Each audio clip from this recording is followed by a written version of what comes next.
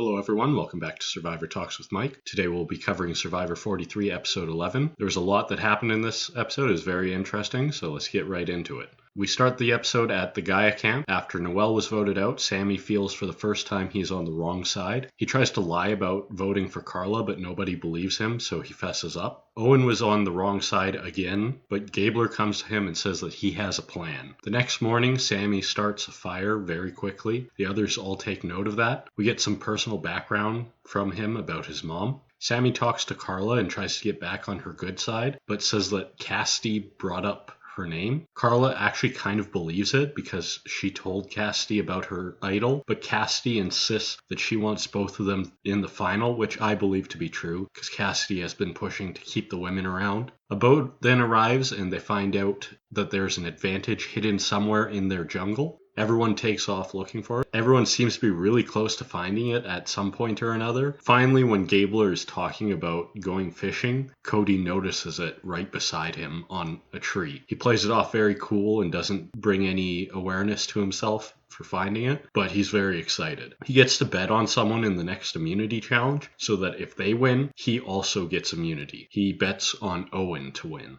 We then go to the challenge. It's the last gasp.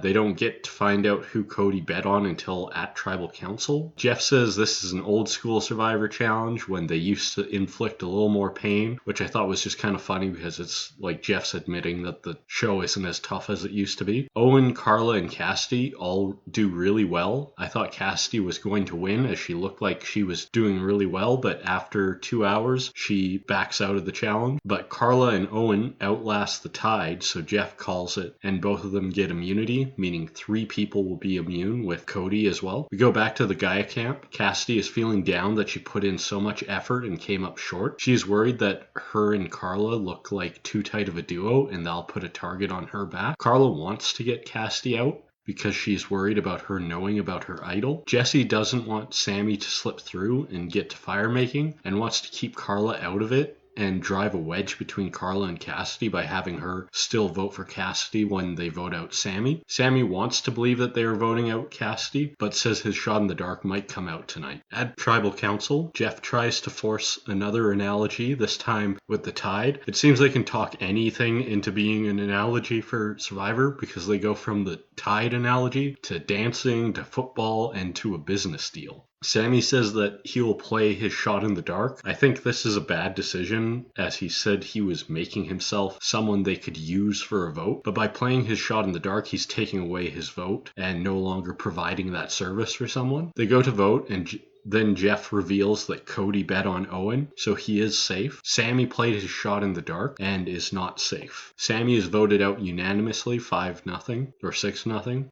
Saying he would play his shot in the dark might have been the deciding factor for them to all target him so that they can vote him out without anyone being left on the wrong side of it. My thoughts on Sammy, I think he made the game fun by flip-flopping so much and being unpredictable. He really played like a 19-year-old, I think, and it was entertaining, though I never really felt like he was actually going to be the winner at any point. My review for this episode, for the most part, I really liked what happened, but there were flaws to it a lot. Firstly, I like this new advantage that Cody got to bet on another player, but I think by not revealing who he bet on until after the votes made it a little bit too overpowered because it didn't really matter who he bet on since the other players have to assume that he's going to be safe, so they won't vote on him. I like that they brought back the last gasp challenge, but ending it in a draw seemed like a bit of a cop-out, though I do understand why they did that, as they would have to wait a long time for the Tide to come back up again, in which case it's just a matter of who